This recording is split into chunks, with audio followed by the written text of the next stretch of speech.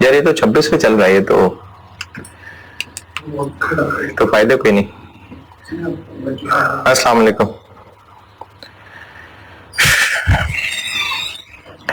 दुरूद शरीफ पढ़ लें।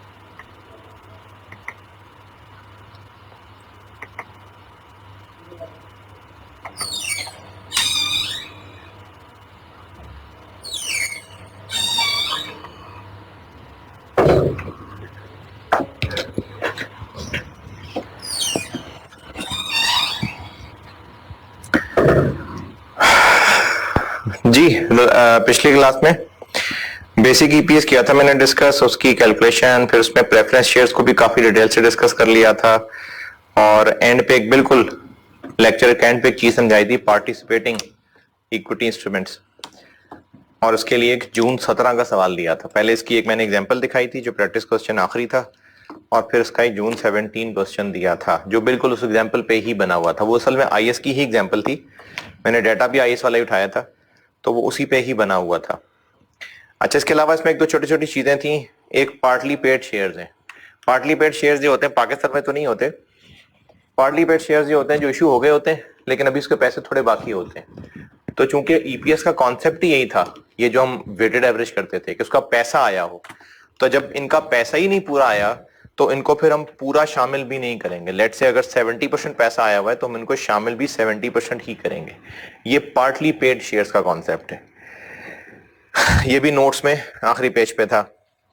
फिर इसके अलावा मैं बता चुका था गालिबन, मेरा ख्याल है कि अगर ईयर एंड के बाद कोई बोनस इश्यू वगैरह हो रहा है आईएस 10 फेज में, तो वो रेट्रोस्पेक्टिवली एडजस्ट होता है, यानी वो एक एडजस्टिंग इवेंट है। जैसे 30 जून 20 ईयर एंड है और हमने जुलाई अगस्त 20 में कोई बोनस इशू किया है, तो हम 2020 जून की फाइनेंशियल स्टेटमेंट्स में ईपीएस उसको चेंज कर देंगे। ईपीएस की अकाउंटिंग होती है कोई नहीं, तो ये सिर्फ ईपीएस कैलकुलेशन की बात हो रही है। हाँ ठीक है, रख जाओ इधर ही बेटा, इधर ही रख।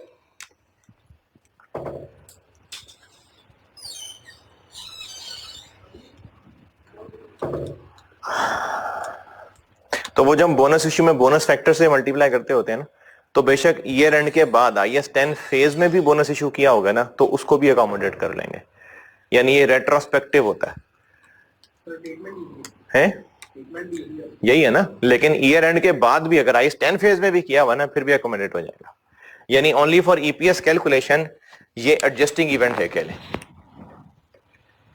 अच्छा, इसके अलावा इसमें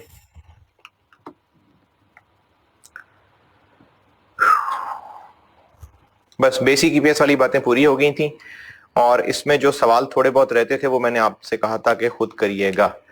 उनमें हाँ एक बात और थी कि ये जो ईपीएस है, ये बेसिक ईपीएस जो हमने पढ़ी थी, ये कंटिन्यूइंग ऑपरेशंस के लिए अलहदा कैलकुलेट करते हैं और डिसकंटिन्यूड के लिए अलहदा करते हैं। डिनोमिनेटर तो सेम ही होगा लेकिन न्यूमरेटर जो है वो दोनों का अलग अलग होगा।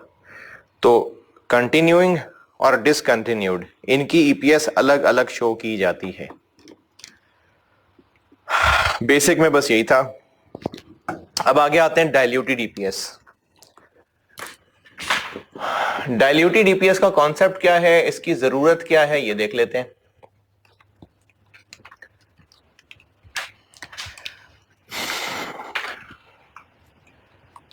कोई चीज जब डाइल्यूट होती है तो हल्की हो जाती है, हल्की डाइल्यूट होना, जिसकी तेजी है वो कम हो जाती है। तो अगर बेसिक ईपीएस 5 रुपए है तो डाइल्यूटेड ईपीएस इससे ज्यादा होगी कम होगी है? तो यही है, यही डेफिनेशन है। तो डाइल्यूटेड ईपीएस बेसिक ईपीएस से कम होती है। इसका कॉन्सेप्ट क्या है? कॉन्सेप्ट यह है कि अभी इस वक्त जो हमारे ऑर्डिनरी शेयर्स हैं वो 4 मिलियन हैं, और इनसे जो हम पैट कमाया करते हैं वो 40 मिलियन है। लेकिन कुछ ऐसे इंस्ट्रूमेंट्स इशू कर चुके हुए हैं, हम कुछ ऐसे वादे कर चुके हुए हैं कि हम उन वादों के बदले ऑर्डिनरी शेयर्स इशू करने से रोक नहीं सकेंगे। जैसे हमने कुछ बॉन्ड इशू किए हुए हैं, ये तो हम ऑर्डिनरी शेयर्स लेते हैं ना, कुछ हमने बॉन्ड इशू किए हुए हैं जो कन्वर्टेबल हैं, और जो इन्वेस्टर है उसकी ऑप्शन है कि वो चाहे तो कन्वर्ट करवा ले। तो अगर वो कन्वर्ट करवाना चाहेगा तो हम रोक सकेंगे? नहीं, वो कहेगा रोक सको तो रोक लो, हम नहीं रोक सकेंगे। इसी तरह से हमने एम्प्लॉइज को IFRS 2 ऑप्शंस दी होती थी, तो एम्प्लॉई अगर शर्तें पूरी कर गया और उसका हक बन गया शेयर इशू करवाना, तो हम नहीं रोक सकेंगे। तो इसलिए कुछ इंस्ट्रूमेंट्स ऐसे होते हैं जो अभी फिलहाल तो शेयर्स नहीं हैं, लेकिन उनमें पोटेंशियल मौजूद है शेयर्स बनने का, और हम रोक नहीं सकेंगे। उनको कहते हैं पोटेंशियल ऑर्डिनरी शेयर्स। वो इंस्ट्रूमेंट्स जिन्होंने शेयर्स में कन्वर्ट हो जाना है उनको पोटेंशियल ऑर्डिनरी शेयर्स कहते हैं। अभी इशू किया नहीं है, लेकिन अगर इशू हो गया तो 1 मिलियन शेयर और इशू करने पड़ जाएंगे। तो अभी तो नहीं, लेकिन जब इशू करने पड़ जाएंगे तब की बेसिक ईपीएस का डिनोमिनेटर पे 5 मिलियन हो जाएगा ना, तो वो हम अभी से करके देखते हैं कि कल को ईपीएस कितनी हो जाएगी। अभी इस वक्त शेयर्स 4 मिलियन ही हैं, लेकिन हम ऐसे कॉन्ट्रैक्ट्स में फंस चुके हुए हैं, हम वादे कर चुके हुए हैं कि कल को हमें 1 मिलियन शेयर और इशू करने पड़ ही जाने हैं, और टोटल शेयर्स 5 मिलियन हो ही जाने हैं। फिलहाल अगर इग्नोर कर दें कि अर्निंग पे फर्क पड़ेगा कि नहीं पड़ेगा, डिनोमिनेटर 5 हो जाना है, और उसके लिए हमें कल को कोई और एक्शन नहीं लेना, हम ले चुके एक्शन जो लेना था। तो हमें फिर ईपीएस कल को जो कैलकुलेट करनी होगी उसका डिनोमिनेटर 5 मिलियन रखना होगा ना। अच्छा, इसके जो भी पैसे हैं मोस्ट प्रोबेबली ले चुके हुए हैं, जैसे मैंने कन्वर्टेबल बॉन्ड्स की मिसाल दी है, उसके पैसे ले चुके हुए हैं ना। तो हम वो रिसोर्सेज ऑलरेडी इस्तेमाल कर रहे हैं जिसके बदले अभी तो शेयर इशू नहीं किए हुए, लेकिन कल करने पड़ जाएंगे, और वो बगैर कोई रिसोर्सेज दिए डिनोमिनेटर को बढ़ा जाएंगे। तो हम आज ही चेक करके देखते हैं कि ईपीएस कितनी हो जाएगी। इसको डाइल्यूटेड ईपीएस कहते हैं। लेकिन जरूरी नहीं है कि न्यूमरेटर पर फर्क ना पड़े, फर्क पड़ सकता है। जैसे अगर ये कन्वर्टेबल बॉन्ड्स हैं और ये कल को शेयर्स बन गए, तो न्यूमरेटर पे क्या फर्क पड़ेगा? न्यूमरेटर पैट है। अगर ये कन्वर्टेबल बॉन्ड्स हैं और कल को शेयर्स बन गए, तो पैट पे क्या फर्क पड़ेगा? जो इंटरेस्ट पड़ता था वो नहीं पड़ेगा, तो उससे हमारा पैट फिर ज्यादा आने लग जाएगा। तो ये कॉन्सेप्ट है डाइल्यूटेड ईपीएस का कि हम बेसिक ईपीएस निकाल चुके, अब जो न्यूमरेटर तय किया हो चुका, उसकी दोबारा कैलकुलेशन नहीं करते। जो डिनोमिनेटर कर चुके, इसमें चेंज नहीं आनी। यानी ये जो हम कर चुके हैं कर चुके हुए हैं, इन दोनों में कुछ और एडजस्टमेंट्स होती हैं, इससे निकलती है डाइल्यूटेड ईपीएस। पहले पेज पे आए। इसमें भी बेसिक ईपीएस की तरह बातें मेनली की हुई हैं ग्रुप पॉइंट ऑफ व्यू से, mainly group point of view से बातें की हुई हैं, लेकिन ये कंपनी की अपनी इंडिविजुअल फाइनेंशियल स्टेटमेंट्स में भी लगेंगी सारी बातें। तो जहां जहां पेरेंट की बात आ रही है वहां पर इंडिविजुअल कंपनी भी नाम खुद लगा लें।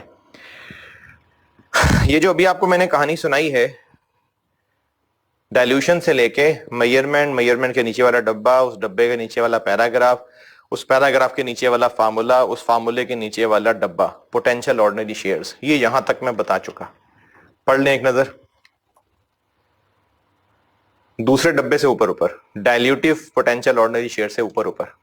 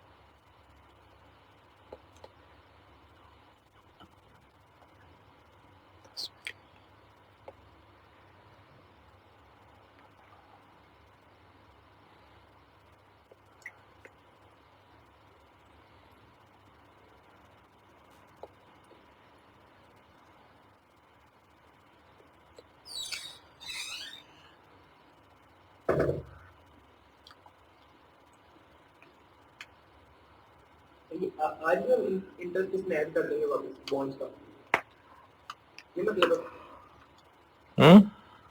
जस्ट का जो बॉन्ड बॉन्ड बॉन्ड का जो इंटरेस्ट है वो आज भी ऐड कर देंगे पैड में ईपीएस निकाल देंगे डाइल्यूटेड। हाँ जी, यानी पहले बेसिक ईपीएस निकाल चुके होंगे, उसके बाद फिर हम लोग उसका इंटरेस्ट जो है आफ्टर टैक्स वो ऐड बैक कर देंगे। दोनों प्रेजेंट बेसिक भी प्रेजेंट होगी, डाइल्यूटेड भी प्रेजेंट होगी।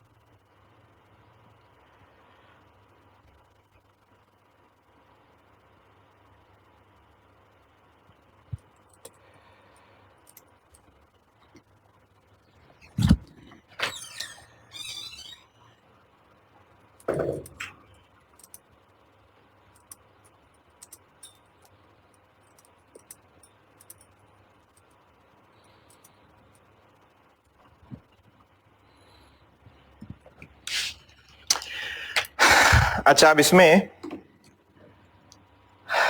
ये डाइल्यूटिव पोटेंशियल ऑर्डिनरी शेयर्स का क्या मतलब है, ये आगे चल के कुछ देर बाद बताऊंगा। अब ये जो एडजस्टमेंट्स कही है ना फार्मूले के अंदर, कुछ हमने न्यूमरेटर में एडजस्टमेंट्स करनी है, कुछ हमने डिनोमिनेटर में एडजस्टमेंट करनी है। कॉन्सेप्ट बता दिया आपको। कॉन्सेप्ट क्या है कि हम कुछ ऐसे एक्शन ले चुके हुए हैं, पैसे भी पकड़ चुके हुए हैं, जिसके बदले हमें कल को मजीद पैसा लिए बगैर शेयर इशू करने पड़ जाने, तो वो हमारी अर्निंग में इजाफा तो नहीं करेंगे, कुछ ज्यादा इजाफा नहीं होगा, थोड़ा बहुत होगा लेकिन ज्यादा इजाफा नहीं करेंगे, तो हमारी ईपीएस गिर जाएगी। गिर के कितनी हो जाएगी, ये डाइल्यूटेड ईपीएस है। इसकी कुछ मिसालें हैं और उन मिसालों को एक एक करके बताता हूं। जैसे इसी पेज पे सबसे पहले हैं शेयर ऑप्शंस। शेयर ऑप्शन क्या होती है? शेयर ऑप्शन और वारंट तकरीबन एक जैसी चीज है। होता क्या है? होता यह है कि हमने किसी को यह हक दिया होता है कि वो हमारे शेयर्स हमसे ले सकता है, लेट से 25 रुपए का एक, और उसको एक डेट दे देते हैं।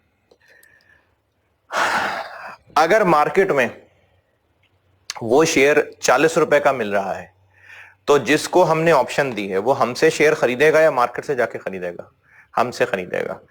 और अगर मार्केट में वो शेयर 15 रुपए का मिल रहा है तो फिर वो मार्केट से खरीदेगा, अगर उसने खरीदना हुआ तो। इन शेयर ऑप्शंस में जैसे मैंने जो मिसाल दी है ना, तो मिसाल दोबारा देता हूं। ये मिसाल मैंने राइट इशू के लिए बताई थी, लेकिन राइट इशू के लिए कहा था कि एग्जैक्टली ऐसा नहीं है, लेकिन समझने के लिए ऐसा समझ लें। लेकिन ऑप्शन के लिए एग्जैक्टली ऐसा ही है। हमने अगर 400 शेयर्स इशू करने की ऑप्शन दी हुई है और स्ट्राइक प्राइस यानी एक्सरसाइज प्राइस, स्ट्राइक प्राइस उसकी रखी हुई है 15 रुपए।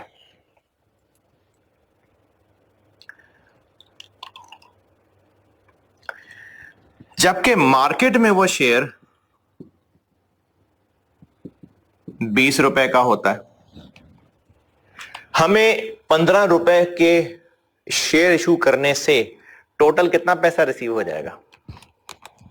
अगर जिसको ऑप्शन दी है उसने ऑप्शन एक्सरसाइज की तो हमें कितना पैसा रिसीव हो जाएगा? 6000। अगर हम ये सस्ती प्राइस ना करते और 6000 रुपए रेज करते इतने का शेयर इशू करके, तो कितने शेयर से इतना पैसा इकट्ठा कर लेते? 300। तो हमने जिन लोगों को ऑप्शंस दी हुई हैं कि 400 शेयर्स तुम चाहो तो हमसे खरीद सकते हो इतने रुपए का एक, और अगर ये मार्केट में महंगा है तो ही वो ऑप्शन एक्सरसाइज करेगा, वरना ऑप्शन वो क्यों एक्सरसाइज करेगा? अगर मार्केट में 12 रुपए का चल रहा है तो फिर वो ऑप्शन यकीनन एक्सरसाइज नहीं करेगा। लेकिन अगर महंगा है और वो ये ऑप्शन एक्सरसाइज कर ले तो हमें 6,000 रुपया रेज होगा, लेकिन शेयर इशू करने पड़ेंगे 400। अगर हम ये सस्ता शेयर ऑफर ना करते और मार्केट प्राइस पे ही इशू करते तो हमें 6,000 रुपए रेज करने के लिए 300 शेयर इशू करने पड़ते, लेकिन अब हम कर रहे हैं 400 इशू। तो ये ऐसे ही है कि हमने 300 शेयर्स फुल प्राइस पे इशू किए और 100 शेयर्स मुफ्त इशू किए। ये जो मुफ्त इशू किए ना, ये डाइल्यूटेड ईपीएस के डिनोमिनेटर में ऐड हो जाएंगे। ऑप्शन 400 शेयर्स की है, लेकिन डाइल्यूटेड ईपीएस निकालते हुए डिनोमिनेटर में हम 100 शेयर्स ऐड कर देंगे। इन 100 शेयर्स के लिए फॉर्मूला 400 माइनस 400 इंटू 15/20।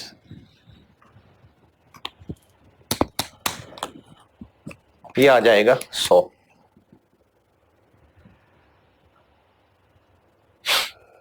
और इसको ऐसे भी कर सकते हैं कि 20 माइनस 15/20 इंटू 400,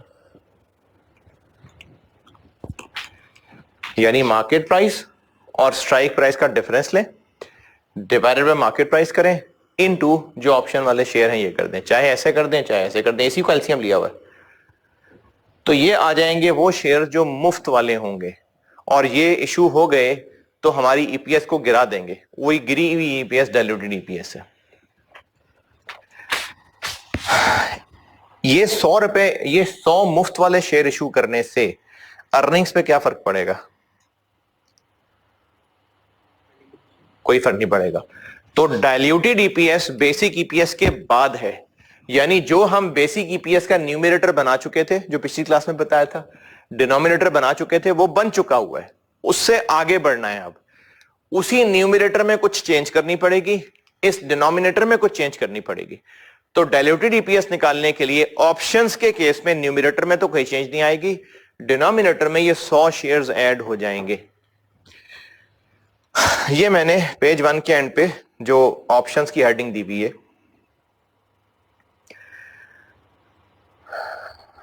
ये पढ़ लें, और अगले पेज के टॉप पे जो टेबल बनाया हुआ है कि न्यूमरेटर में क्या एडजस्ट करना है और डिनोमिनेटर में क्या एडजस्ट करना है, ये पढ़ लें। लेकिन अगले पेज पे जो IFRS 2 वाला डब्बा बना है वो मत पढ़िएगा अभी।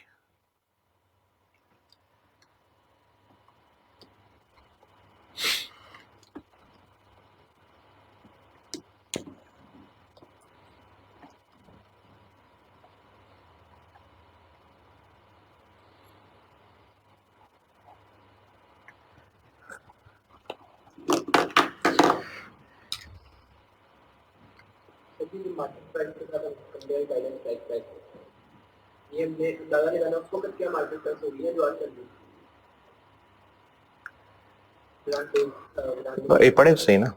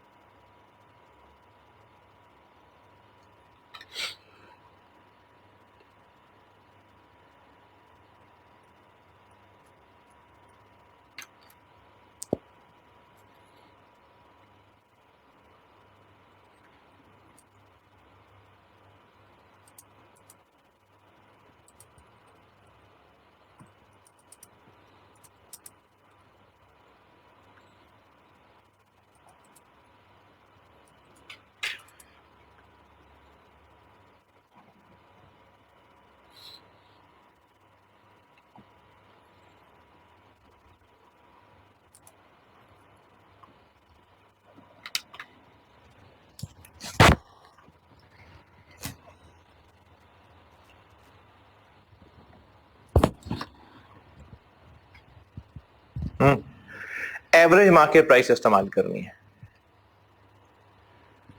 जिस पीरियड की हम लोग ईपीएस कैलकुलेशन कर रहे हैं उस पीरियड की एवरेज मार्केट प्राइस ये आपको दी होगी। अगर एवरेज नहीं दी तो क्लोजिंग को एवरेज मान सकते हैं, वरना एवरेज मार्केट प्राइस।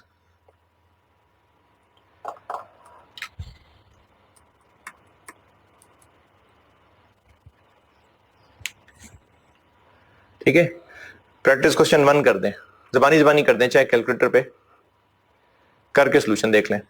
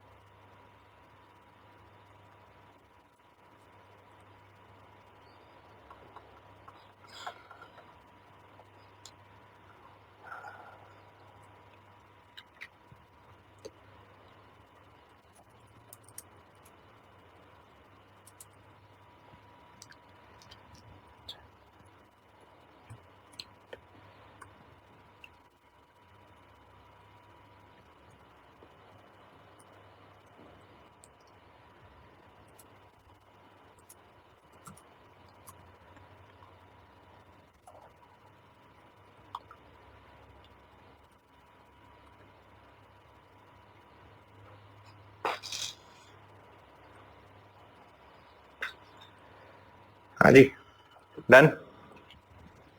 चलें आगे चलते हैं। Weighted average number of share option,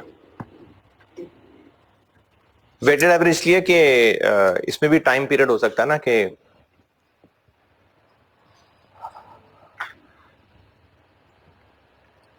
option issue किए हुए 4 महीने हुए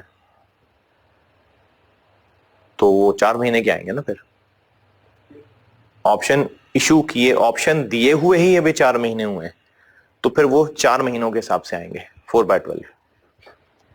ये मतलब है वेटेड एवरेज का।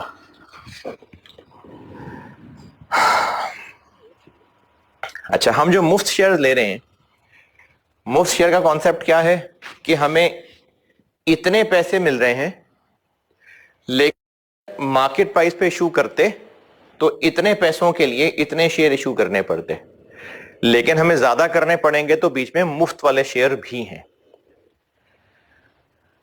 IFRS 2 में जब हमने एम्प्लॉइज को या किसी सप्लायर को शेयर ऑप्शन इशू की होती थी, तो उनको शेयर ऑप्शन इशू क्यों करते थे?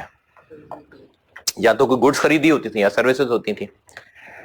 अगर उन्होंने गुड्स या सर्विसेज रेंडर कर दी होती थी तो वो जो इक्विटी इंस्ट्रूमेंट्स थे वो वेस्ट इमीडिएटली हो चुके होते थे, यानी इमीडिएटली उनका हक बन चुका होता था। लेकिन अगर कुछ शर्तें रखी हुई थी तो अभी कुछ वेस्टिंग पीरियड था और वो अभी उनका हक नहीं बने थे। तो हम करते क्या थे, लेट्स से एम्प्लॉय की मिसाल देता हूं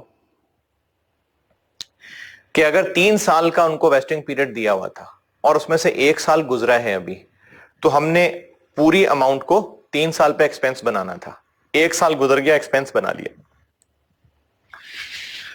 और उन एम्प्लॉइज ने एक तो 2 साल सर्विस देनी है और 2 साल के बाद जब ऑप्शन एक्सरसाइज करनी होगी तो 15 रुपए मजीद देने हैं। तो अब यहां पर न्यूमरेटर में क्या आना चाहिए? इतना तो उन्होंने कैश देना है, फिर सर्विस भी मजीद देनी है, तो अब न्यूमरेटर में क्या आना चाहिए? सर्विस वो भी आनी चाहिए ना, जो सर्विस दे चुके या जो देनी है अभी, जो भी देनी है वो भी यहां आना चाहिए। ये डब्बे में लिखा, पेज 2 के देखें टॉप पे, इस टेबल के नीचे एक डब्बा बना हुआ है कि IFRS 2 के तहत। नहीं, वो तो हो गया ना, वो तो हो चुका, वो तो एक्सपेंस बन चुका, वो तो सब हो चुका। हम कह रहे हैं कि अब ऐसा और क्या है कि हमें जो पैसे आने हैं वो माइनस करके जो मुफ्त हैं। देखें, अगर हमने उस एम्प्लॉय को 400 शेयर इशू करने हैं तो वो टोटली मुफ्त नहीं है ना, क्योंकि उससे सर्विस लेनी है 2 साल की हमने, तो जो अभी हमें मिलना है वो माइनस, बाकी मुफ्त शेयर्स हैं। देखो ये हम क्यों माइनस कर रहे हैं, क्योंकि सारे शेयर्स मुफ्त नहीं हैं, हमें कुछ पैसे मिलेंगे। तो अब हम क्या कह रहे हैं, कुछ पैसे मिलेंगे और कुछ सर्विसेज मिलेंगी, 400 इसके अगेंस्ट कुछ पैसे मिलेंगे और कुछ सर्विसेज भी मिलेंगी। मिलेंगे और कुछ मिल चुके हैं। जो मिल चुकी है वो तो मिल चुकी ना, वो मिल चुकी। इसके बदले अगर अभी कुछ मिलना है तो वो माइनस होना चाहिए ना, तो जो मिलना है वो माइनस हो रहा है। जो मिल चुकी वो तो मिल चुकी, अब मजीद कुछ नहीं मिलना, तो सारा का सारा 400 ये डिनोमिनेटर में ऐड होता। लेकिन अगर इस 400 के अगेंस्ट कुछ अभी मिलना है तो वो उसमें से माइनस होना चाहिए ना। हमने देखना यह है कि कितने शेयर्स हैं जिनके अगेंस्ट कुछ नहीं मिलना, तो जो मिलना है वो माइनस कर लें ताकि पता चल जाए कि कितने शेयर्स हैं जिनके अगेंस्ट कुछ नहीं मिलना। तो पैसे भी मिलने हैं प्लस वो सर्विसेज भी मिलनी है, इसलिए ऊपर न्यूमरेटर में वो सर्विसेज ऐड हो जाएंगी। क्वेश्चन 2 भी कर दें।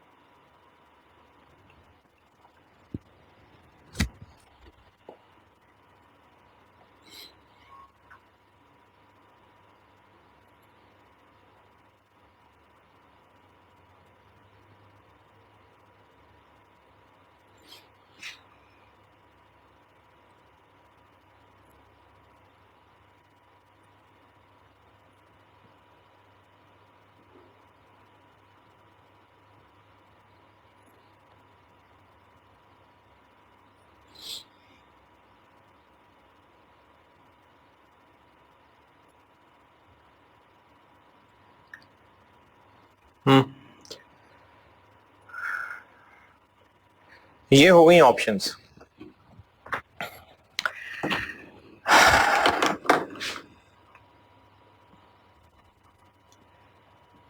अच्छा, इसमें ये चीज अगर आपने ध्यान से नहीं पढ़ी, मैं आपको दोबारा लेके जा रहा हूं पेज 1 के एंड पे, जो लास्ट पैराग्राफ है। डाइल्यूटेड ईपीएस में इन ऑप्शंस का काम ही तब है अगर इनकी exercise price average market price से कम है तो। अगर इनकी एक्सरसाइज प्राइस मार्केट प्राइस से कम है, ज्यादा है, तो लोग एक्सरसाइज करेंगे। तो जब एक्सरसाइज ही नहीं करेंगे तो फिर डाइल्यूट कैसे होगा। तो इसलिए मैंने बोल्ड भी किया हुआ इसको कि अगर इनकी exercise price average market price से कम है, इनको कहते हैं इन द मनी ऑप्शंस, तो ही ये डाइल्यूटिव है, वरना इसको इग्नोर कर देना है। अच्छा, इसके अलावा एक और चीज पढ़ लें, आखिरी पेज पे आए।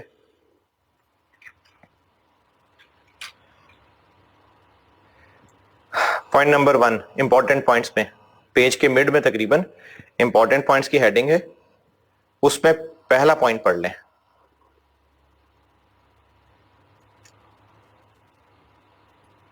और दूसरा भी।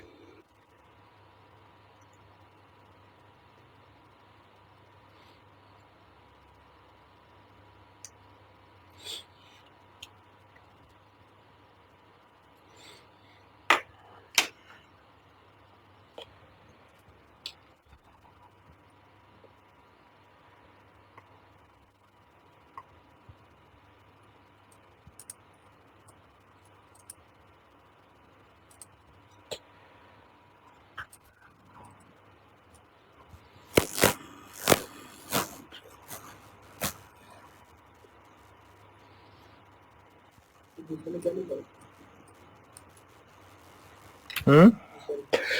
दूसरे पॉइंट में ये लिखा हुआ, पहले पॉइंट समझ आ गया? पहले पॉइंट में लिखा हुआ है कि अगर हमने ये ऑप्शंस इस साल नहीं पहले कभी इशू की थी, तो फिर अगर 2020 की कैलकुलेशन कर रहे हैं तो पूरे पूरे 100 शेयर्स ऐड करेंगे। लेकिन अगर हमने ऑप्शन इस साल 6 महीने हुए ऑप्शन इशू किए हुए, तो फिर हम 100 की बजाय 6/12 करेंगे। ठीक है, पहले पॉइंट का ये मतलब है। दूसरे पॉइंट का ये मतलब है कि अगर ऑप्शन इशू की हुई थी और इस साल के मिड में आके वो एक्सपायर हो गई और एक्सरसाइज नहीं की गई, तो पहले 6 महीने तो मौजूद रही ना। बेशक हमें पता चल गया कि उन्होंने आगे एक्सरसाइज नहीं होना, लेकिन 6 महीने तो रही है ना मौजूद, तो 6 महीने के लिए वो डाइल्यूटेड की कैलकुलेशन में आएंगी।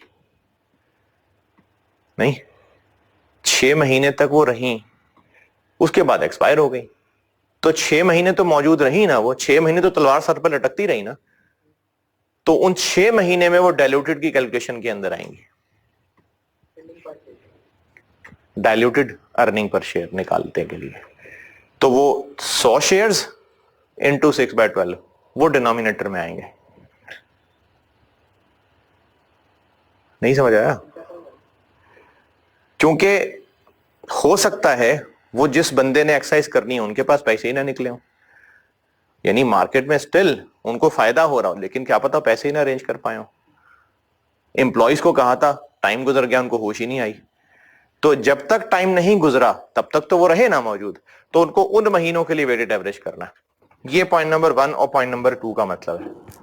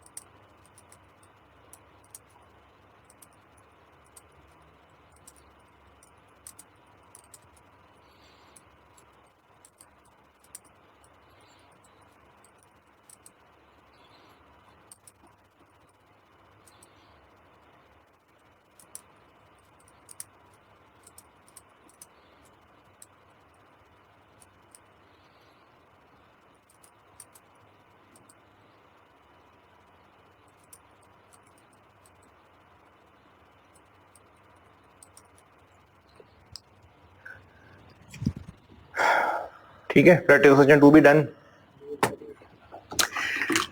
ऑप्शन से आगे चलते हैं, कन्वर्टेबल्स पे आते हैं।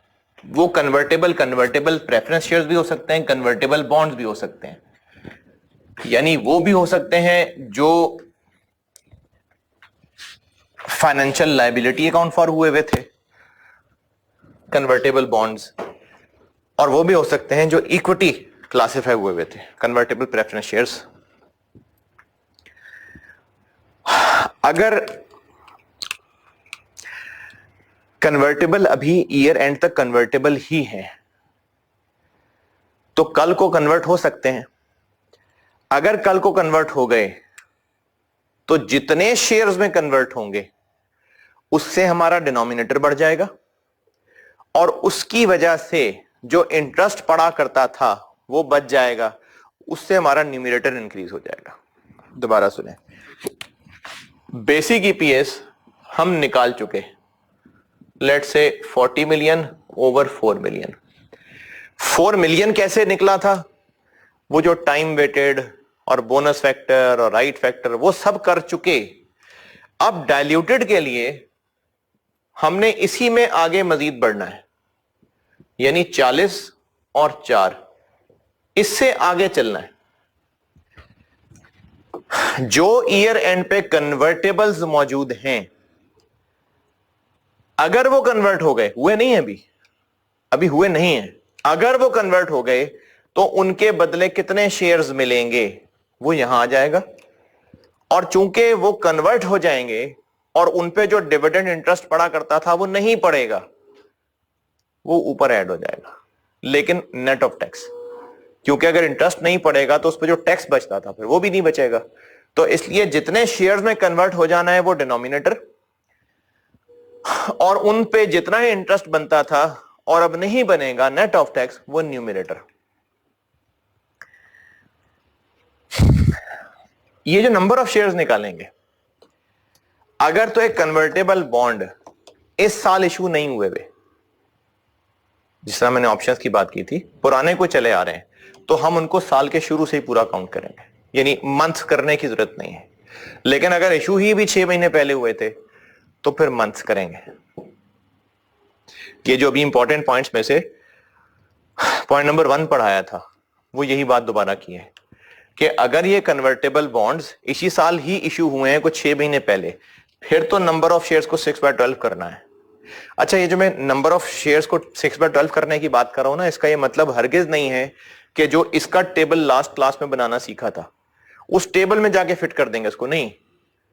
बेसिक ईपीएस के लिए जो डिनोमिनेटर निकालना था वो निकल आया, उस टेबल को खराब नहीं करना, वो हो गया जो होना था।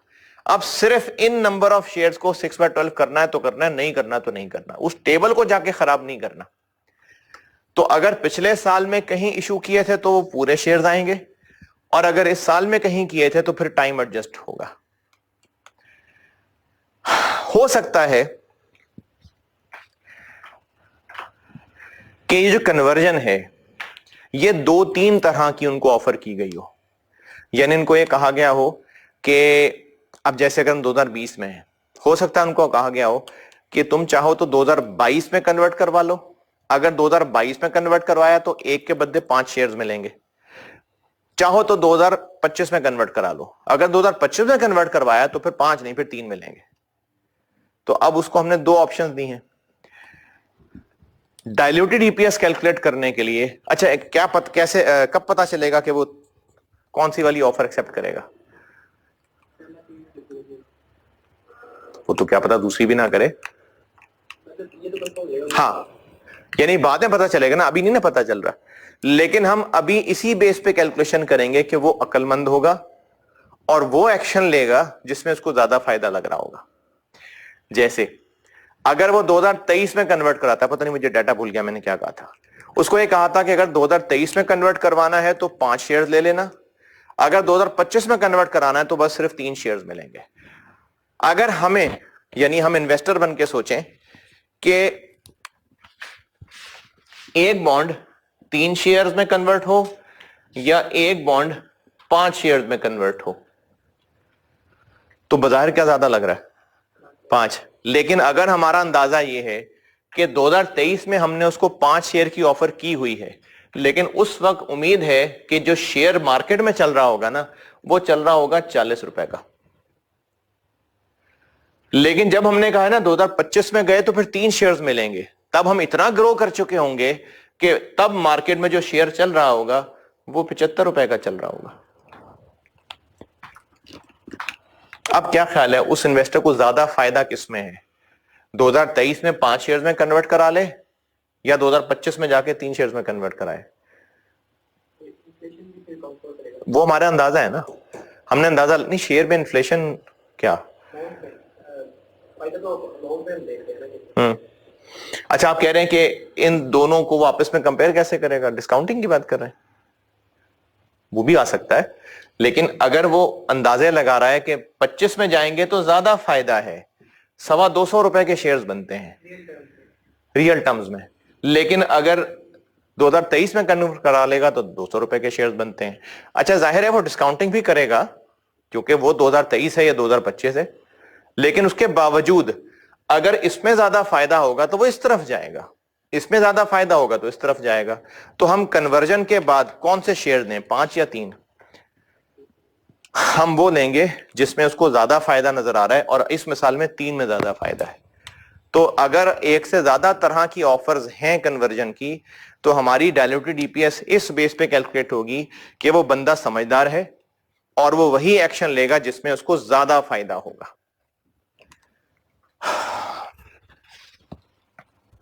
प्रैक्टिस क्वेश्चन 3 देखें। ये जो 6/12 वाली एग्जांपल जी इसमें इसमें इंटरेस्ट को भी बर्डन करेंगे जो बनाइड साइड जी, क्योंकि वो अभी हुए 6 महीने गुजरे हैं ना उसको। प्रैक्टिस क्वेश्चन 3 देखें।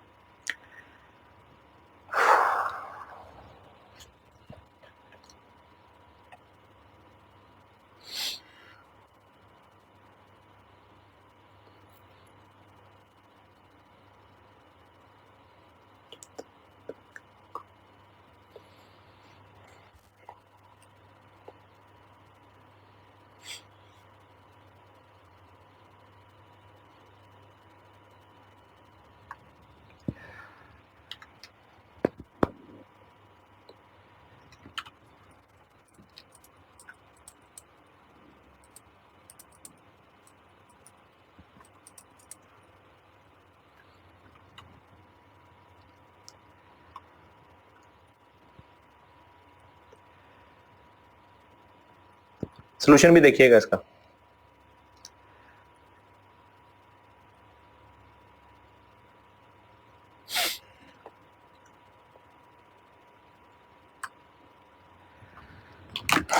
बल्कि सोल्यूशन मैं बता ही देता हूं। पैट कितना है?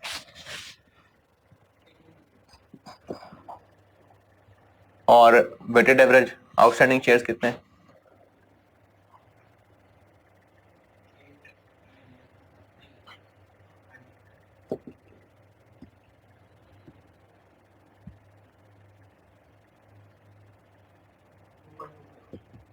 ये हो गया बेसिक ईपीएस। डाइल्यूटेड ईपीएस पे आते हैं। डाइल्यूटेड ईपीएस के लिए जो न्यूमरेटर है, तो जो पहले था वो इसमें हम प्लस कर लेंगे ये जो इनका इंटरेस्ट का इफेक्ट है। 2020, 19, 18 क्या है? 20। 2020 में इन पे इंटरेस्ट पड़ा कितना है?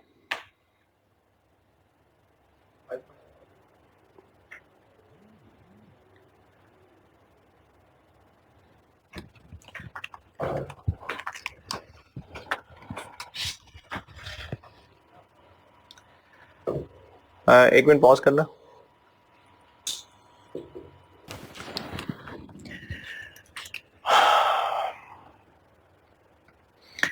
फाइनेंशियल इंस्ट्रूमेंट्स का एक टेबल बना करता है अमोर्टाइज्ड कॉस्ट पे IAS 32 कन्वर्टेबल में। इस साल के एंड पे ओपनिंग, इंटरेस्ट, कैश फ्लो और क्लोजिंग, ये क्लोजिंग 17.28 आ रहा है। हमें ये फिगर चाहिए, ये क्लोजिंग इतना आ रहा है। कॉन्ट्रेक्चुअल कैश फ्लो कितना माइनस हुआ होगा? IAS 32 convertibles, amortised cost. Contractual cash flow क्या है? हर साल फेस वैल्यू का 5%, वो बन गया 1 मिलियन। तो ये 1 इसमें से माइनस हुआ होगा, ये प्लस हुआ होगा, तो जाके ये फिगर बनी होगी। इस फिगर पे 8% लगा होगा, ये माइनस हुआ होगा, तो ये फिगर बनी होगी। उल्टा चलते हैं, इसमें ऐड कर दूं, 18 बन गया। वो जो 18 है वो 8% लगने के बाद आया हुआ है, यानी वो 108 है।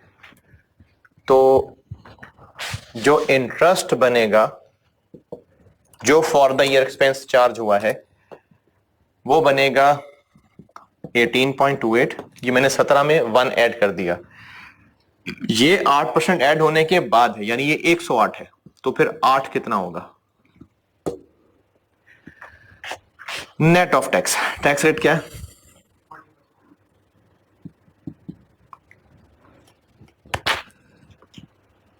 ये वाली बात दोबारा देखें। अमॉर्टाइज कॉस्ट का स्केड्यूल बनता है, ओपनिंग बैलेंस, इस ओपनिंग पे रेट लगता है, वही जो 8% इफेक्टिव रेट है। कॉन्ट्रेक्चुअल कैश फ्लो लेस होता है तो क्लोजिंग बैलेंस आता है, ये बताया हुआ है। उल्टा चलें, ये लेस हुआ है ऐड कर दें, 8% लगा है तो ये बना होगा, तो उस 8% से उल्टा चल लें, 108 से वापस जाएंगे, यहां तक पहुंचेंगे, उस पे 8% लगाएंगे तो इंटरेस्ट की फिगर निकलेगी, और नेट ऑफ टैक्स करेंगे तो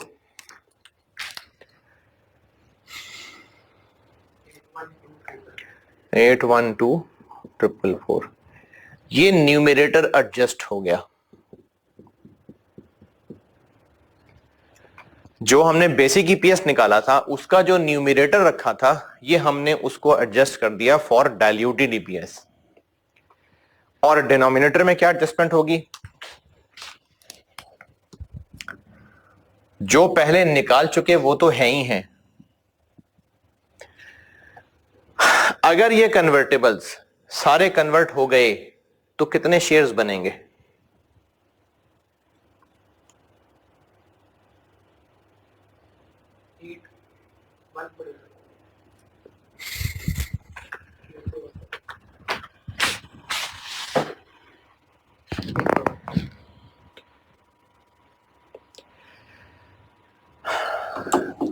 $20 मिलियन 100 रुपए वाला, तो कितने कन्वर्टेबल बॉन्ड हुए?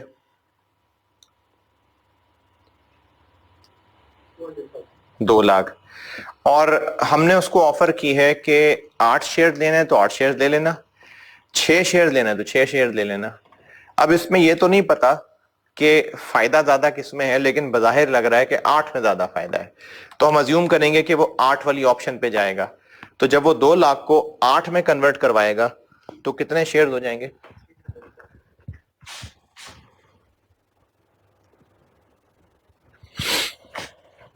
9600,000।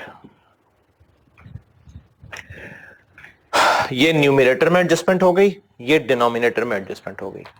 कन्वर्टेबल बॉन्ड्स अगर शेयर्स में कन्वर्ट हो गए तो जो उन पे इस साल इंटरेस्ट पड़ा है वो बच जाएगा, और जो शेयर्स में कन्वर्ट हुए वो शेयर्स डिनोमिनेटर में ऐड हो जाएंगे। अब इसको डिवाइड करेंगे इससे तो आंसर निकलेगा डाइल्यूटेड ईपीएस।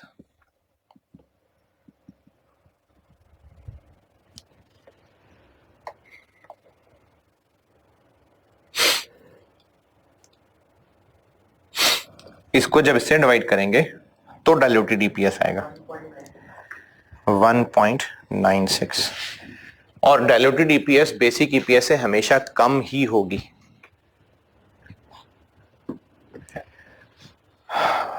अच्छा, अगर ऐसा होता, अगर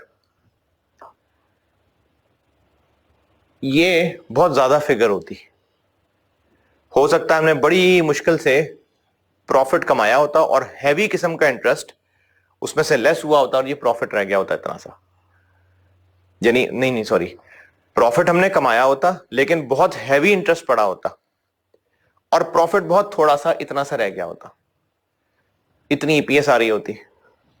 ये इंटरेस्ट जब यहां वापस ऐड बैक करते तो वो हो सकता है बहुत ज्यादा हो। तो इसका आंसर अगर 1.96 की बजाय 2.26 आ रहा होता तो फिर ये डाइल्यूशन ना होती, ये एंटी डाइल्यूशन हो जाती, तो फिर हम डाइल्यूटेड ईपीएस 2.25 ही कह के रोक देते। यानी डाइल्यूटेड ईपीएस बेसिक ईपीएस से ज्यादा नहीं हो सकती। डाइल्यूशन का कॉन्सेप्ट ही तब है अगर ये बेसिक ईपीएस से कम होगी तो।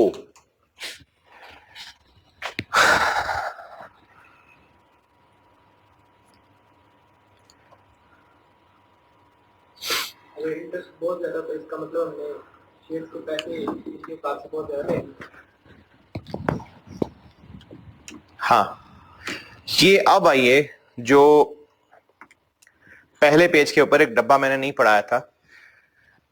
डाइल्यूटेड ईपीएस है ही तब जब हम एडजस्टमेंट्स कर रहे हैं डाइल्यूटिव पोटेंशियल ऑर्डिनरी शेयर्स, और डाइल्यूटिव पोटेंशियल ऑर्डिनरी शेयर्स हैं ही वो जो बेसिक ईपीएस को और गिरा दें। अगर नहीं गिरा रहे तो फिर वो डाइल्यूटिव नहीं है। तो डाइल्यूटेड ईपीएस में जो पोटेंशियल ऑर्डिनरी शेयर्स इस्तेमाल होने हैं वो होने ही वो वाले हैं जो डाइल्यूटिव हैं। ये पहले पेज के मिड में एक डब्बा बनाया हुआ है डाइल्यूटिव पोटेंशियल ऑर्डिनरी शेयर्स, ये बात लिखी हुई है इसमें।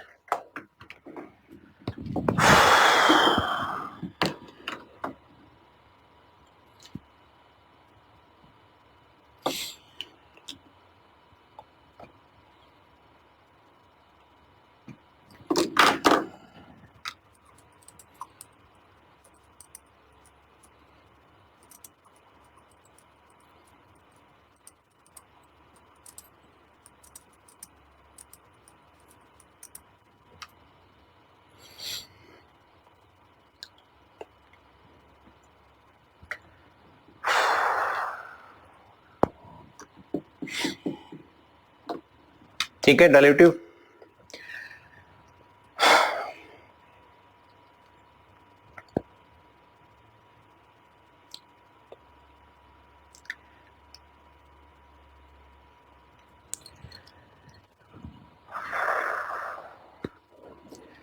पेज 2 पे ये जो कन्वर्टेबल इंस्ट्रूमेंट्स में सारा कुछ लिखा हुआ है, ये मैंने बता दिया सारा कुछ, ये पढ़ के देख लें।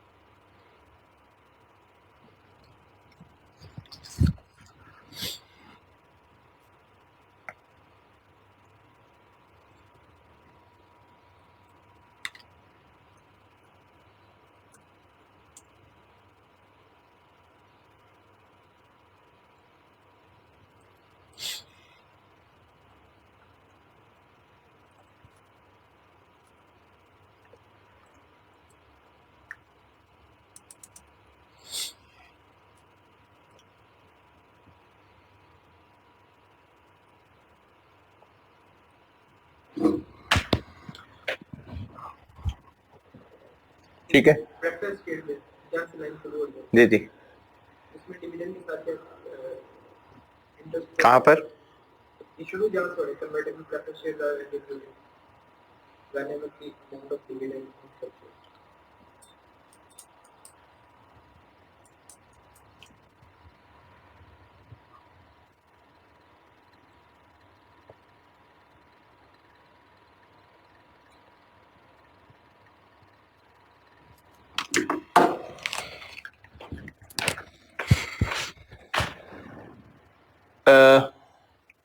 हमने न्यूमरेटर में कुछ ऐड करना होता है और डिनोमिनेटर में कुछ ऐड करना होता है।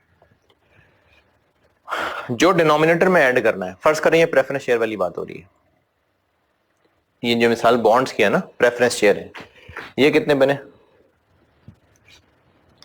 16 लाख 16 लाख इंटू 2.5 करें,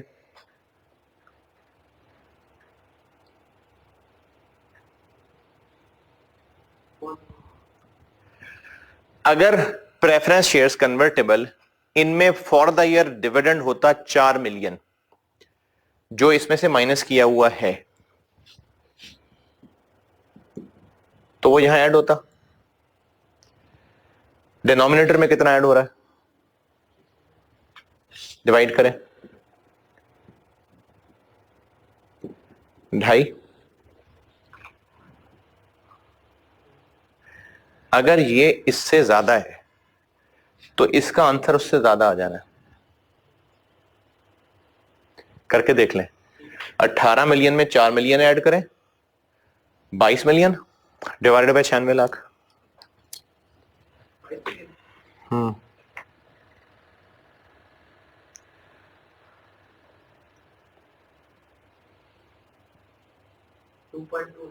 बढ़ गया ना इससे। तो जो हमने न्यूमरेटर में और जो डिनोमिनेटर में ऐड करना है, अगर उनका पर शेयर करें और वो 2.25 से ज्यादा है, तो डेफिनेटली ये डाइल्यूटेड की बजाय एंटी डाइल्यूटेड हो जाना है। ये लिखा हुआ पहली लाइन में।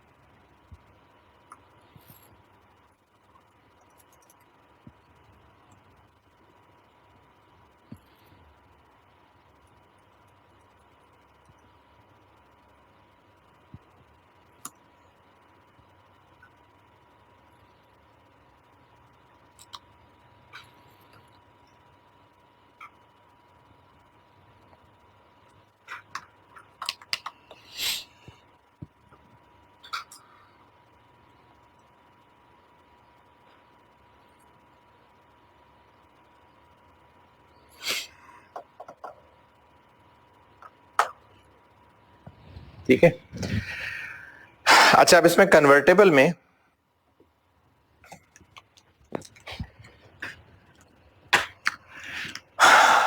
जिस साल हम बेसिक ईपीएस और ये डाइल्यूटेड ईपीएस कैलकुलेट कर रहे हैं, हो सकता है, चलें इसी सवाल से बताता हूं, ये जो अभी किया है इसी से बताता हूं।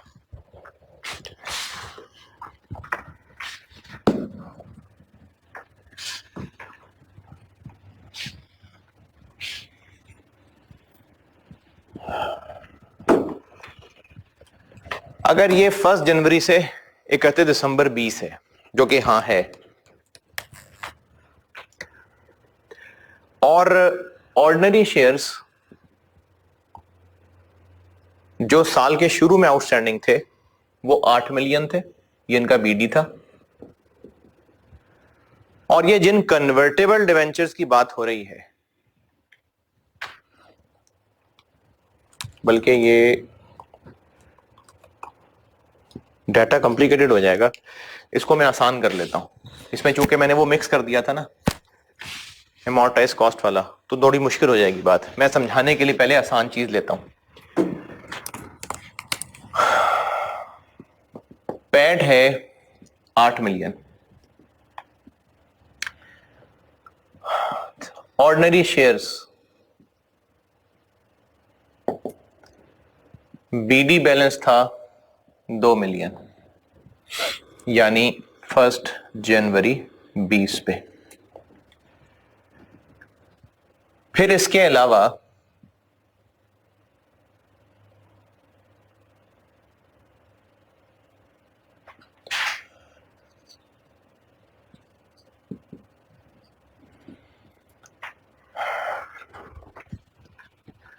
तीन लाख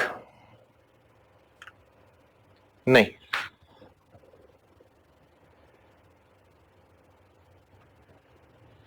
5 लाख 8% 10% कन्वर्टेबल बॉन्ड्स थे,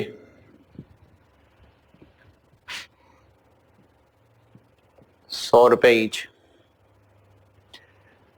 और टैक्स रेट है 30%। ये रुपए नहीं है, ये नंबर ऑफ बॉन्ड्स हैं। पहले तो उसकी बेसिक ईपीएस निकालें।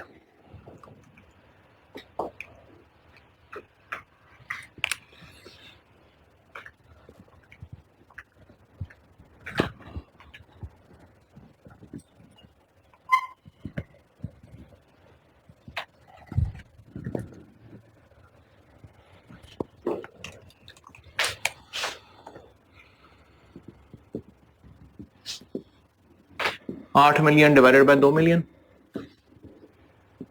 कितना? ₹4। डायल्यूटेड ईपीएस निकालते हैं।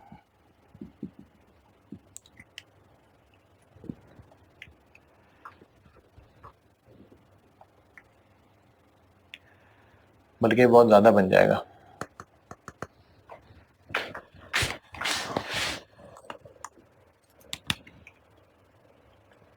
कन्वर्टेबल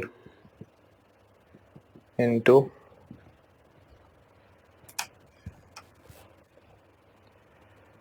टू शेयर्स पर बॉन्ड, और ये हो जाएगा ज्यादा, ₹5 हो जाएगा। इसको 18 मिलियन कर लेते हैं फिर। नो, चले डायल्यूटेड ईपीएस निकालते हैं। डायल्यूटेड ईपीएस में न्यूमरेटर में क्या ऐड होगा? 18 मिलियन में क्या ऐड होगा? कितना? कितना? 50 मिलियन कन्वर्टेबल बॉन्ड है।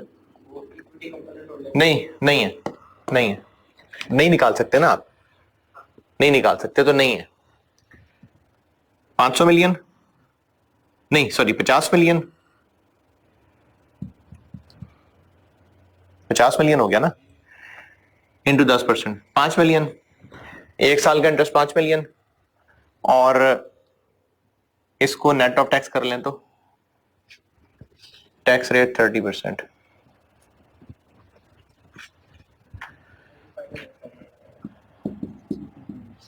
ये न्यूमरेटर में ऐड हो गया। दोबारा देखें, 50 मिलियन रुपए, 10%, 5 मिलियन रुपए, नेट ऑफ टैक्स 3.5 मिलियन रुपए। ये हो गया न्यूमरेटर। डिनोमिनेटर 2 मिलियन शेयर्स पहले हैं, कन्वर्ट हुए तो कितनों में कन्वर्ट होंगे?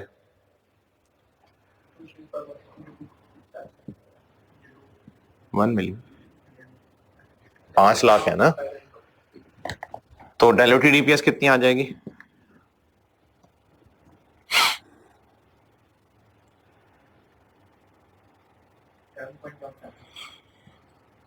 7.17। ठीक है, ये सादा सवाल था। अब मैं इसमें एक चेंज करने लगा हूं। Resolve this question if bonds were actually converted on 30th September.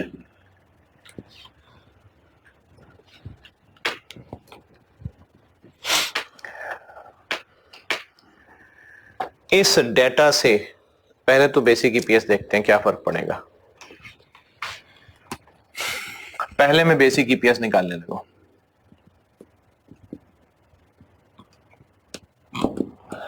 $18 million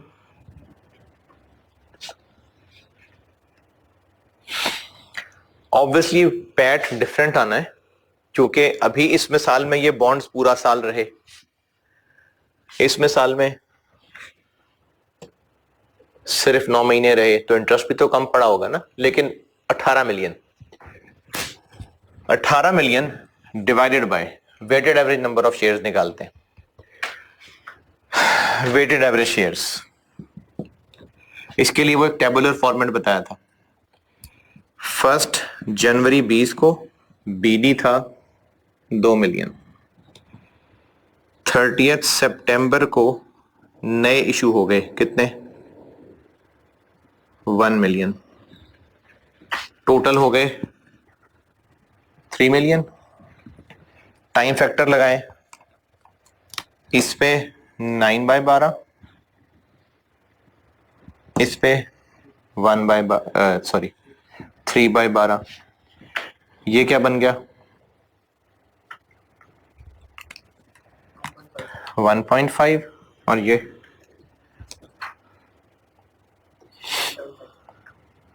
0.75, 2.25।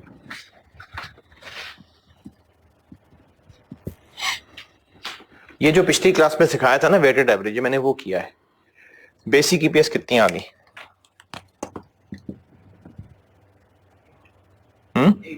8। अच्छा, अब पिछले सवाल से इसमें क्या फर्क डाला है मैंने, जो कन्वर्टेबल बॉन्ड्स थे वो हो गए कन्वर्ट, लेकिन चूंकि हुए 30 सितंबर पे जाके तो इसलिए उनको 3/12 करना पड़ा, लेकिन हो गए कन्वर्ट। अब चूंकि कन्वर्ट हो गए तो डायल्यूटेड ईपीएस नहीं निकलेगी, निकलेगी। बात है थोड़ी सी अजीब सी कि जब कन्वर्ट हो गए तो बात खत्म हो गई, लेकिन फिर भी डायल्यूटेड ईपीएस निकलेगी। अब वो डायल्यूटेड ईपीएस कैसे निकलेगी, जितने महीने ये कन्वर्टेबल रहे उतने महीनों के शेयर्स वेटेड एवरेज होंगे। देखें, जब कन्वर्ट हो गए तो 3 महीने फिर ये इनमें काउंट हो गए ना, और हमने डायल्यूटेड ईपीएस इससे आगे चलानी होती है, तो ये वाले 3 महीने के तो काउंट हो गए, वो इसमें आ चुका। अब हमने जो पिछले 9 महीने हैं उनको भी काउंट करना है। ये बात थोड़ी सी मुश्किल है, इनको दोबारा सुन लें। वो कन्वर्टेबल बॉन्ड्स जो इस साल कन्वर्ट हो चुके हैं, अब बेशक ईयर एंड के ऊपर वो कन्वर्टेबल नहीं है, लेकिन साल के दौरान रहे, तो डाइल्यूटेड ईपीएस निकालने के लिए वो जितने महीने कन्वर्टेबल रहे उतने महीने का, जैसे मैंने यहां पर ये किया था ना ऐड, अब ये मैं पूरा 1 मिलियन ऐड नहीं करूंगा, अब क्या करूंगा, अब उसको 9/12 करके करूंगा। और इसी तरह से यहां पर क्या करूंगा, ये इंटरेस्ट था ना, तो वो इंटरेस्ट भी तो 9 महीने ही पड़ा है या पूरा साल पड़ा है, तो वही 9 महीने का इंटरेस्ट मैं रिवर्स करूंगा। तो जितने महीने वो कन्वर्जन के बाद गुजार चुके वो बेसिक ईपीएस में ऑलरेडी अकोमोडेट हो गए। हमने डाइल्यूटेड ईपीएस में उनके वो महीने गिनने हैं जो वो कन्वर्जन से पहले गुजारे हैं। तो अब जब डाइल्यूटेड ईपीएस निकलेगी तो एक तो न्यूमरेटर में भी उसका 9 महीने वाला इंटरेस्ट ही ऐड बैक होगा, यानी 18 मिलियन में पूरा 3.5 नहीं, इसका 9/12। क्यों 9/12? क्योंकि पड़ा ही 9 महीने का है, उसके बाद तो वो कन्वर्ट हो गए थे, उसके बाद तो इंटरेस्ट पड़ना ही बंद हो गया था। और डिवाइडेड बाय जो ईपीएस में बेसिक में कर चुके हैं ना, वो कर चुके, जो कर चुके वो कर चुके, इससे आगे चलना है।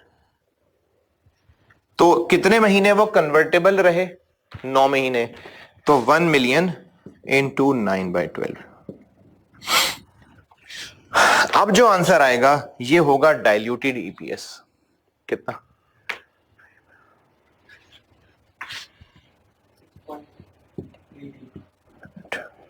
ये है डाइल्यूटेड ईपीएस।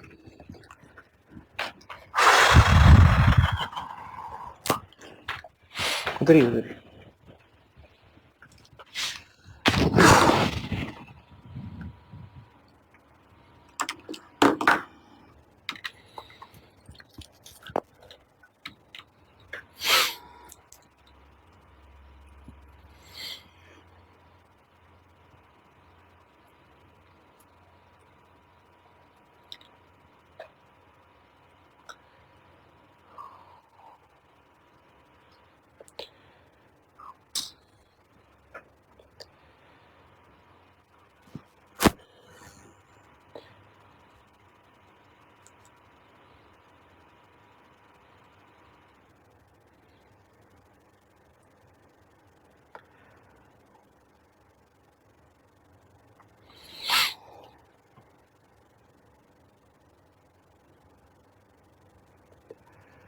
हाँ जी, ठीक है। अच्छा, इसमें मैंने ना एक थोड़ी सी वैरायटी और डाली। ये तो पूरे कन्वर्ट कराए ना, एक सवाल मैंने बनाया उसमें सारे कन्वर्ट नहीं करवाए। प्रैक्टिस क्वेश्चन 4 कर लें, अभी कर लें।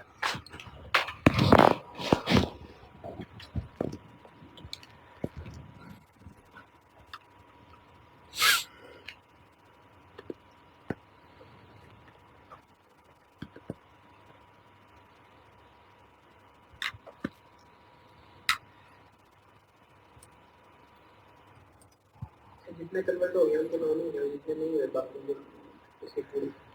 हाँ, जो कन्वर्ट नहीं हुए वो पूरे, और जो कन्वर्ट हो गए वो 9 में। कर ले यार, कर ले। कन्वर्ट नहीं है तो बड़ी मुश्किल होती है पूरी।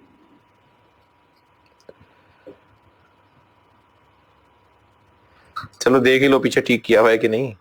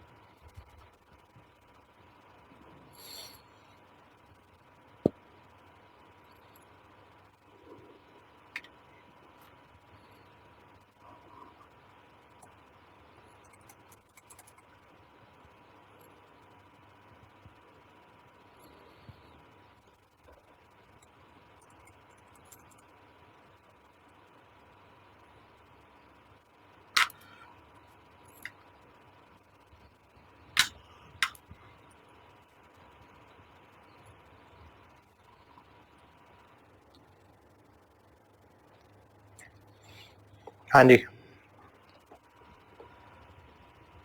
डन।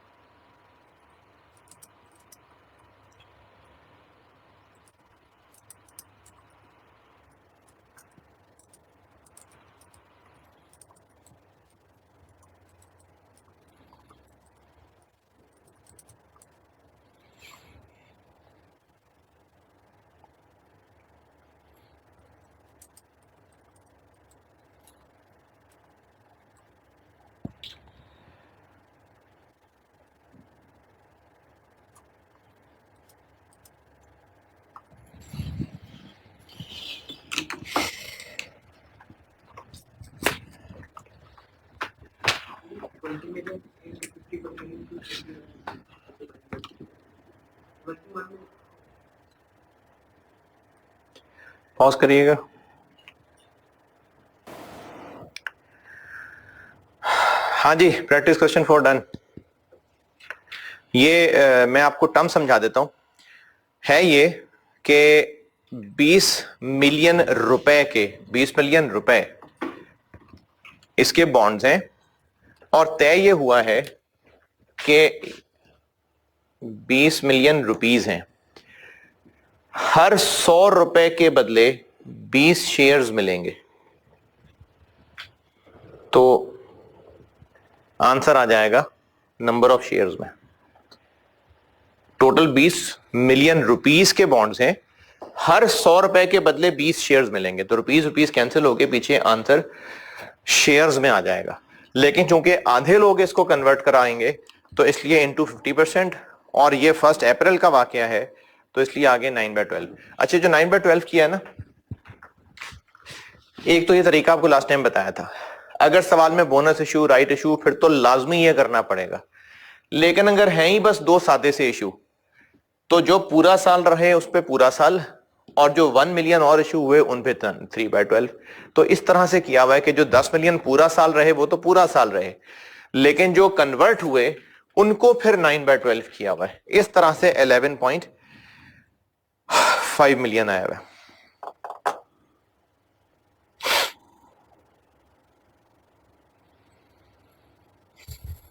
ये 11.5 ही बन रहा है।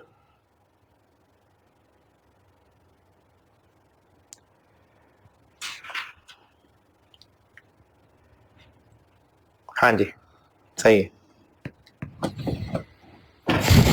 ये हो गए कन्वर्टेबल्स।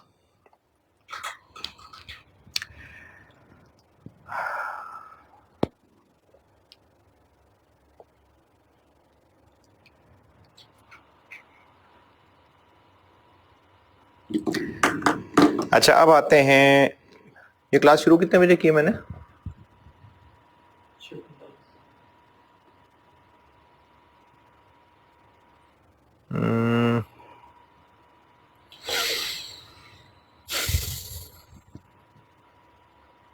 चले, contingently issuable shares, page number 2।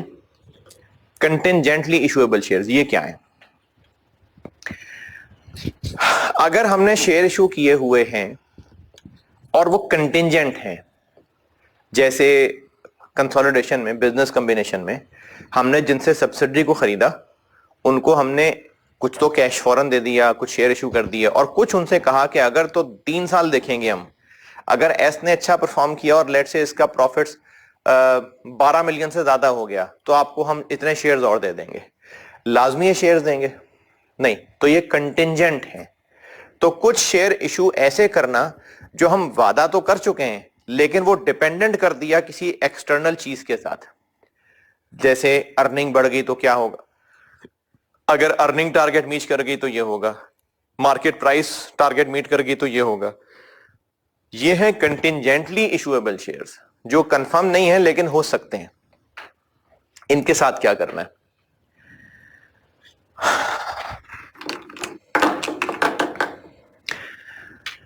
– 2020 के हम ईपीएस निकाल रहे हैं, 2020 के एंड पे खड़े हैं, और 2020 में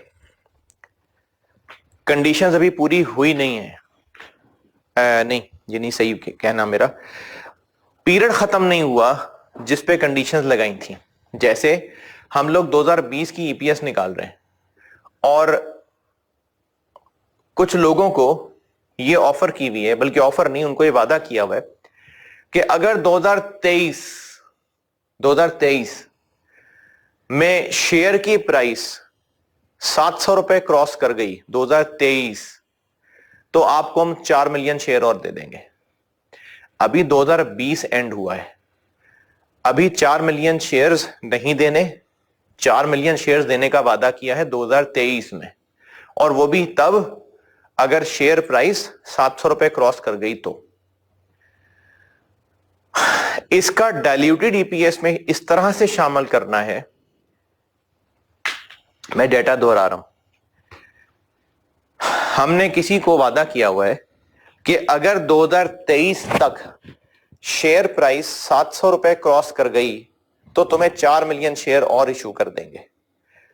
ये 4 मिलियन इशू किए नहीं है ना अभी, इसलिए ये डाइल्यूटेड में आएंगे, बेसिक में नहीं।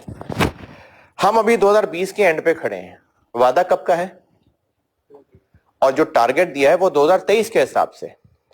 लेकिन अगर 2020 के एंड पे ही वो 700 क्रॉस कर गई है, शर्त 2020 की नहीं है, शर्त 2023 की है। और अभी 2023 आते आते 3 साल पड़े, हो सकता है 2020 में शेयर प्राइस 1700 रुपए का हो गया हो, फिर भी गिरते गिरते गिरते क्या पता 700 से नीचे चला जाए। अगर जिस पीरियड की हम ईपीएस कैलकुलेट कर रहे हैं, डाइल्यूटेड ईपीएस, अगर उस पीरियड के एंड पे वो टारगेट पूरा हुआ नजर आ रहा है तो हम 4 मिलियन को डाइल्यूटेड में मान लेंगे। ये बात थोड़ी सी मुश्किल है, दोबारा सुने।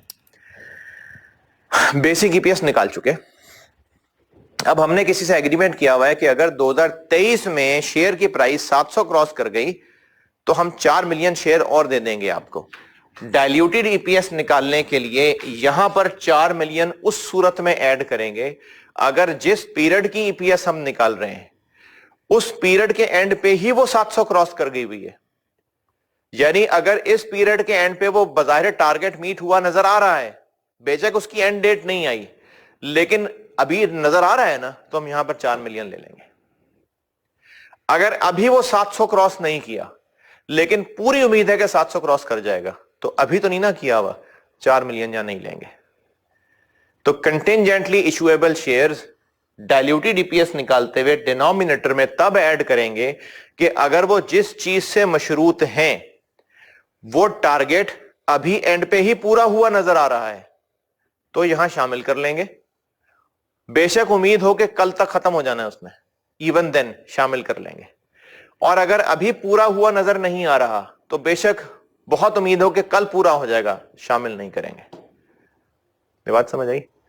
ईयर एंड पे खड़े हैं, अगर ईयर एंड पे वो टारगेट पूरा हुआ नजर आ रहा है as at year end, as on expected 31 दिसंबर 2023 नहीं, एज एट 31 दिसंबर 20, अगर वो टारगेट पूरा हुआ नजर आ रहा है तो ऐड कर लेंगे, अगर नहीं आ रहा तो ऐड नहीं करेंगे। नहीं हुआ हुआ है, हुआ हुआ है, 700 रुपए से अभी ही प्राइस क्रॉस कर गई है तो फिर यहां ऐड कर लेंगे। साल के दरमियान में ऐसा हुआ कि 700 हुआ था, नहीं, हम साल के एंड पे ही करते हैं ना, ईपीएस साल के एंड पे कैलकुलेट होती है, फाइनेंशियल स्टेटमेंट्स में कैलकुलेट होती है। मतलब 700 हुई थी दरमियान में, लेकिन एंड पे फिर ईयर एंड पे, ईयर एंड पे।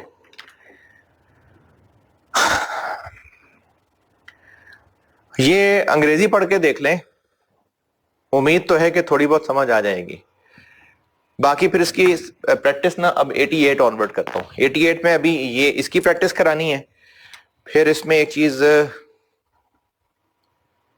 चले खैर अभी आएगा अगला क्लास तो बताता हूं। आप ऐसा करिए, पेज 2 के एंड पे कंटिंजेंटली इशुएबल शेयर्स की हेडिंग है, उसके नीचे भरपूर अंग्रेजी लिखी हुई है और अगले पेज पे भी लिखी हुई है।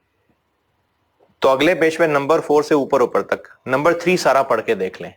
समझ आ गया बहुत अच्छी बात है, नहीं समझ आया तो अभी सवाल करेंगे तो समझ आ जाएगा।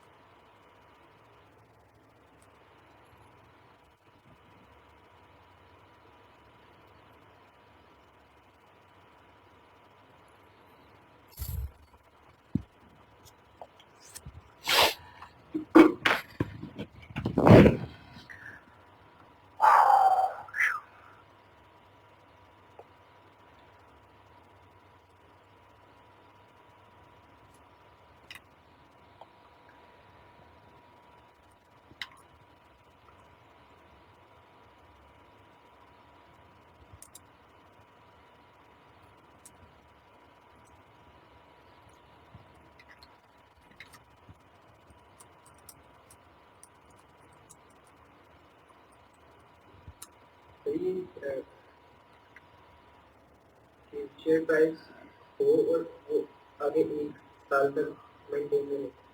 यही मैंने मिसाल दी है कि अभी हो गई है, अगले जो टारगेट डेट है ना वहां तक पूरी होनी चाहिए। ये तो मिसालें हैं ना जो वहां अंग्रेजी में लिखी हुई हैं। कॉन्सेप्ट क्या है कि अगर अभी वो टारगेट पूरा हो गया है, कंसिडरिंग कि अगर अभी ही टारगेट पूरा होना होता, पूरा हो गया है, शेयर्स ऐड कर दें। लेकिन टारगेट ये तो नहीं था कि शेयर प्राइस इतनी होगी, वो तो ये शेयर प्राइस इतनी होगी और एक साल रहेगा। वही कह रहा हूं ना कि टारगेट अगले साल एंड पे पूरा होना था, लेकिन फर्ज करें अगर अभी ही एंड डेट होती तो पूरा हो रहा है ना। ये 4 साल बाद, 3 साल बाद, ठीक है, 3 साल बाद शेयर प्राइस इतनी हो और फिर वो 1 साल तक रिटेन हो। अगर 3 साल बाद हो और फिर 1 साल तक पूरी ले, मतलब 4 साल हो, 3-4 मिला के हो गया ना। शर्त जो मर्जी लगा ले, अभी अगर वो शर्त पूरी हुई नजर आ रही है, कंसिडरिंग कि अभी वो अनसर्टेनिटी वाला पीरियड एंड हो गया है, तो फिर यहां शामिल कर लेंगे। यानी कंसिडरिंग कि ये जो साल एंड है ये अनसर्टेनिटी का एंड है, तो फिर शर्त पूरी हो रही है ना तो ऐड कर लेंगे। अगर शर्त पूरी नहीं हो रही तो नहीं करेंगे। लेकिन बेसिक ईपीएस में कब लाएंगे? जब एक्चुअली शर्त पूरी हो जाएगी। एक मिसाल दी हुई है उसकी अर्निंग्स की और एक मिसाल दी हुई है शेयर प्राइस की। ये मिसालें हैं सिर्फ। चलें अभी इसकी अगली 88 लेक्चर में इसकी प्रैक्टिस कर लेते हैं और मजीद चीजें सिखानी है।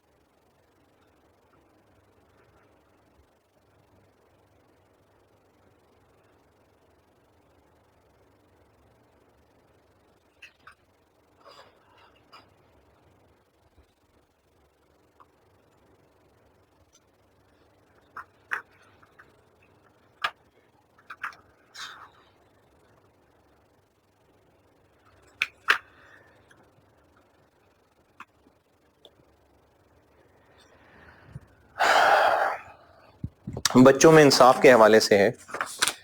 आप में से जो लोग हैं पेरेंट, उनको अंदाजा होगा कोई बच्चा या नंबर ऑफ बच्चे दूसरे बच्चों से ज्यादा प्यारे होते हैं, ये कुदरती बात है।